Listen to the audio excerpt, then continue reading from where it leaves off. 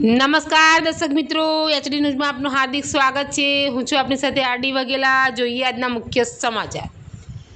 HD ન્યૂઝના reporter પહોંચ્યા મહાકાલ નગરી ઉજ્જૈન। હિન્દુ ધર્મમાં પવિત્ર ગણાતા શ્રાવણ માસ દરમિયાન દેશભરના શિવ ભક્તોમાં ભક્તિ અને આસ્થાનો માહોલ જોવા મળી રહ્યો છે।